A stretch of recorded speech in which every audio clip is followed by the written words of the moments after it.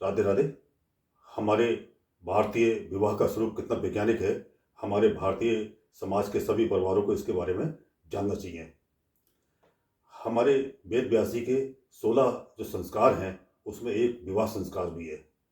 तो विवाह संस्कार के अंदर जो विवाह किया जाता है, वो उसका जो सिद्धांत है वो पैतृगतिक सिद्धांत है। पैतृगतिक सिद्धांत कितना वैज्ञानिक है, इसको भी आप जानें।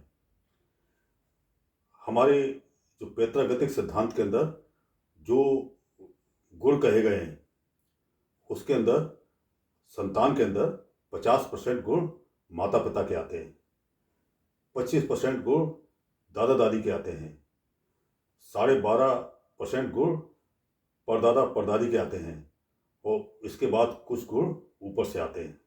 तो इस तरह से हमारी जो आने वाली जो संतान है, वो संस्कृति हमारी विकसित होती है।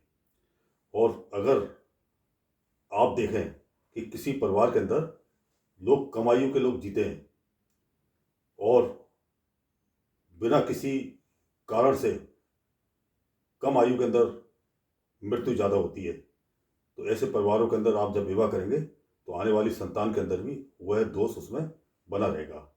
कुछ ऐसी आनुवांशिक बीमारियां होती हैं जो उस परिवार के अंदर जो लड़की पक्ष है उसके परिवार में चली आ रही है या लड़के पक्ष के परिवार में चली आ रही है, तो निश्चित तौर पे वो आने वाली संतान में उसकी वृद्धि होगी। और परिवारों के अंदर सांस्कृतिक रूप को भी देखा जाता है।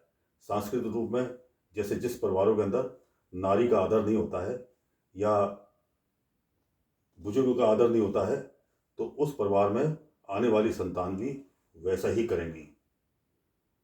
तो इस जब हम विवाह के लिए जाते हैं तो हम ये उस परिवार का सौहार्दपूर्ण वातावरण को देखते हैं कि उस परिवार के अंदर लोग कितना एक दूसरे के प्रति आदर का भाव रखते हैं, नारी के प्रति कितना आदर का भाव होता है, उनका चरित्र कैसा होता है, उनके घर नशे का प्रयोग तो नहीं होता है। ये चीज़ें हम देखते हैं लड़की पक्ष में भी और लड़के पक्ष में भी, जिससे कि आने वाले जो वंश हैं, संतान है, वो सुख से रहें। तो ये पैतृक गुण बहुत ही आवश्यक होते हैं और इसको देखना ही चाहिए। तो ये विवाह लंबे दीर्घ टाइम तक कायम रहते हैं। और जब हम इन चीज़ों का पालन नहीं करते हैं, तो जैसे आज आई लव यू और विवाह हो रहे हैं, तो आप देखिए कि आज हमने जिस नारी के साथ विवाह कर लिया, जिस पुरुष के साथ विवाह कर लिया, उसका पैतृक गुण क्या है हमको नहीं पता है। लड़की पक्ष का पैतृक गुण क्या है हमको नहीं पता है। जब विवाह हो जाता है, तो जब योग होता है, तो वो सभी लोग जुड़ते हैं और सारे संस्कार भी जुड़ते हैं, तो फिर हम उसको सहन नहीं कर पाते हैं। हम लड़की पक्ष के संस्कारों को सहन नहीं कर पाते हैं, लड़की पक्ष लड़के पक्ष का संस्कार नहीं सहन कर पाती है। कुछ समय बाद घर में विवाद शुरू हो जाते हैं, कलेश शुरू हो जाता है और कलेश के बाद तलाक हो जाता है।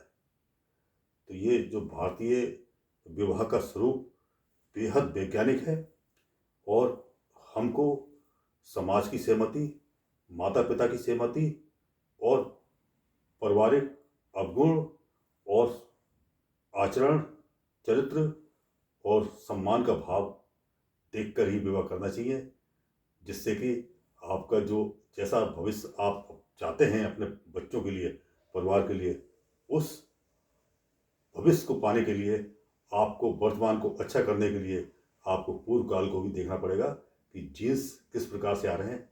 इसी विषय के ऊपर हमारे जो वैज्ञानिक थे, हरगोविंद सिंह खुराना को, उनको नोबेल पुरस्कार मिला था कि हजारों साल से सृजित जो हमारे जीन्स है, जो हमारा नेचर है, हमारे जो स्वास्थ्य है, हमारा जो बीमारियां हैं, ये जीन्स के माध्यम से आगे बढ़ती हैं। तो इस विषय को आप बहुत गंभीरता से लें और जब भी आप पुत्र का विवाह करने जाएं या पुत्री का विवाह करने जाएं, तो इन बातों का अगर आप ध्यान रखते हैं तो आपके परिवार में इसका सुखद परिणाम होता है। तो आप विवाह को सामान्य तौर पर ना लें कि ये पाश्चात्य कल्चर आई लव यू, इसके अंदर आपको अपने जीवन काल में कई विवाह करने पड़ते हैं, क्योंकि ये विवाह स्थायी नहीं होते हैं। कुछ समय के बाद हमारे मन के अंदर वो जो वातावरण होता है लड़की पक्ष वाले का, लड़के पक्ष वाले का, वो हम एक्सेप्ट नहीं कर पाते हैं और विवाह टूट जाता है। तो इस भारतीय विवाह जो स्वरूप है वो कितना वैज्ञानिक है, इसको आप समझें और